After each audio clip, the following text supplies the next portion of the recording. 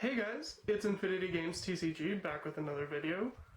Today's video is going to be on my standard Mordred Phantom deck. So, this is a video I've been wanting to bring to you guys for a long time. I've had this deck forever. I think I got this deck around 6 months ago.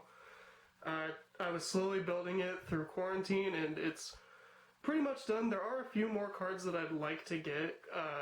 Blackwing Swordbreaker and I think it's Branwyn, but as you all know with the Shadows hype, Shadows is a very expensive deck now. It is the meme of the whole Vanguard community.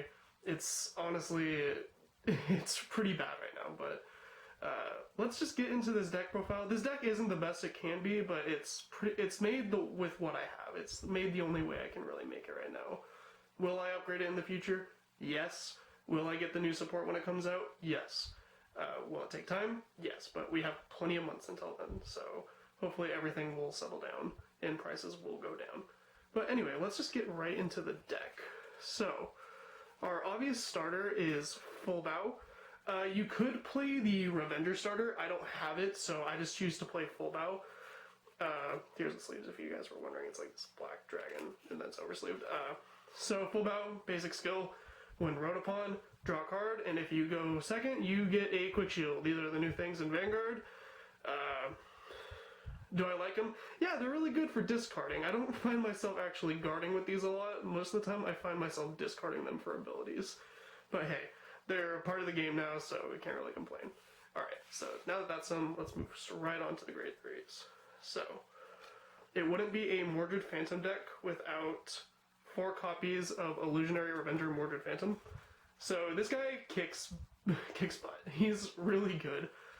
When he attacks, you can counterblast 1 and restand your Blaster Darks, and they gain 10,000 power. So it has great multi-attack if you can pay the cost. Not only that, though, this guy, when you play a Blaster Dark, it gets an extra Imaginary Gift Force, so that's really great. Most of the time you want to be playing Force 1 in this deck because you just make quick Force numbers so easily. The card's really great. It's honestly, I think it's what Shadows needed at the time, which this card is about a year old now. Since then we've gotten the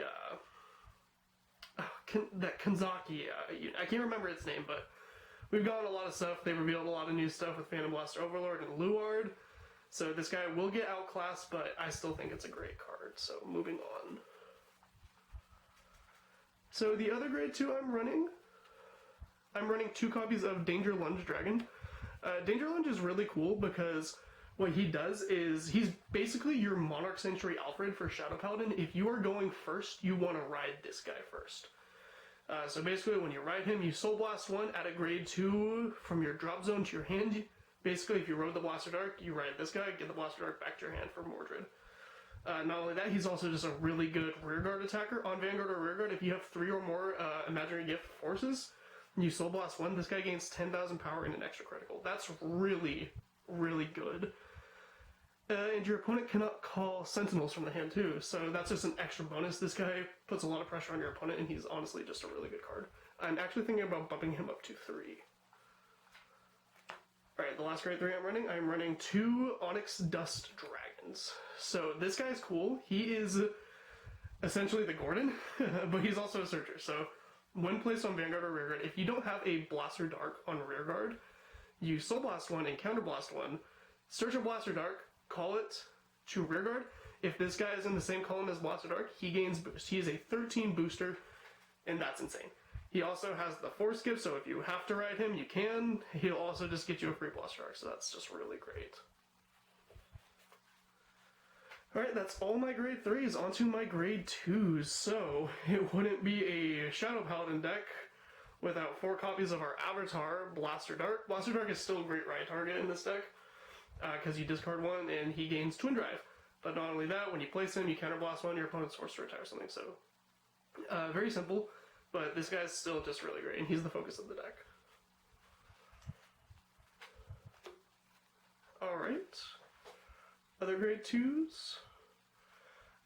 This is specifically for this build. I don't see this card going into the newer builds, but we're running 4 Nullity Revenger Masquerades. So when this guy's placed, you check top 7, add either a Blaster Dark or a Mordred Phantom from among the cards in your hand. From among the cards that you search to your hand, then you choose something and retire it. Cool thing about this guy, if you ride him on Vanguard and you have no rear guards, you get a free +1 because there's nothing to retire. So that's honestly just really good. Not only that, he still has his original ability. When he attacks the Vanguard, I believe, he gains 3,000 power. So that's just great. Puts pressure on your opponent. Alright, here's a card that I'm running that I'm only running because I'm forced to. I'm running 2 copies of Darkness Maiden Makkah. I'm running the Makkah Karen package in this build, so what she does, you counterblast 1, call a grade 1 or less card from your hand, and then she gains 5,000 power. It's only in here for Makkah Makkah's only in here for Karen's countercharge. I would much rather replace this with something else. Alright, in the last grade 2 I'm running 2 copies of Fallen Dive Eagle. This guy is insane. You can run this guy as a 2 of or a 1 of, but it's a 5,000 power, so you can search it out with Skullwitch Nemen.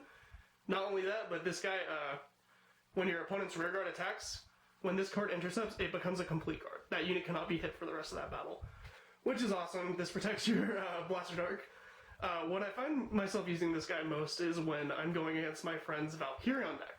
Valkyrion is a rearguard, so you intercept with this guy, and you can't be hit for the rest of the battle. So that makes the unit and attack completely worthless. So Fallen Dive is just essential in the deck. Alright, that's all my grade 2s, onto my grade 1s. So, we have 4 copies of Transient Revenger Masquerade. Once again, this is just a great card. This recycles your Blaster Dark from the drop zone. You counterblast 1, move this to the soul, get a Blaster Dark from the drop zone, and it gains 5,000 power. And then not only that, when it boosts, it gains an extra 5,000 power. The unit it's boosting, so that's just really good. Alright. Next grade 1.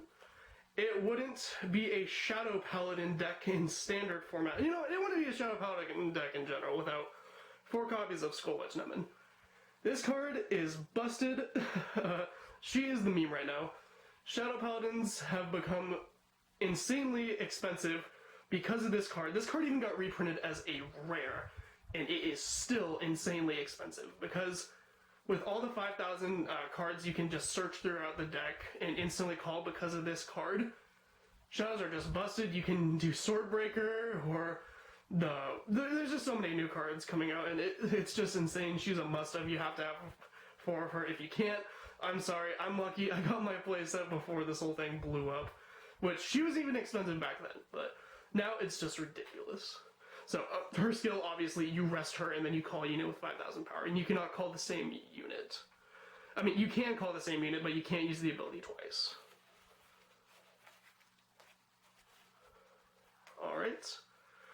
Now, as I was saying, I was running Makkah, so of course I'm running Karen for Karen's countercharge. When she's called by an ability, you Soul Blast 1, countercharge 1, she gains 3,000 power. So, pretty normal. I want to replace her with Brandwin when I can, but Brandwin is ridiculously expensive, so I don't see myself doing that anytime soon. Alright, this is another card I want to replace. I'm running 2 Blaster Javelin. I plan on replacing these with Swordbreakers when I have the money. I don't have the money right now. Thank God she's cheaper now, and she's not insanely expensive because of Abyssal Owl or whatever. So, Blaster Javelin. When he's called, if you have 2 other grade 1s, you counterblast 1, this unit gains 3,000 power, and you draw a card. So, it's just a free draw. I want to replace him very, very badly. That is all the main units. Onto my trigger units. I'm running 4 Dark Shield Maclear. This is just a complete guard. Then 4 Darkside Trumpeter. This is our critical. And then 4 Death Feather Eagle, making 8 critical. And then lastly, our 4 Abyss Healer. So, that is the deck. Very fun, very consistent. Even without the cards that I want in here, it's still a very consistent deck. I guess I'll show you guys my favorite field that I like to have with this deck. So, of course, we have Mordred right there. We want an Onyx Dust, a Blaster Dark. Mostly you want 2 Blaster Darks. And then I'll have like a Transient Revenger and probably a Nemen. So I'd say that's my favorite field with this deck. I like to have like 1 Honest Dusk Dragon because that boost honestly helps a lot, and then Masquerade's extra 5,000 with his boost is insane. So yeah, guys, that's the deck. It's very fun to play. Shadows are insanely expensive right now, so I understand if you can't play them. Most people got their decks before Shadows blew up. So yeah, that's the deck. Thank you all so much for watching. Please like, comment, and subscribe. I'm so happy to be back making videos. Love this playmat. This is my new playmat. Tell me what you think. If it's nice or you guys like the old one better. But that's it. Thank you guys for watching. Hope you all have a great day. Bye.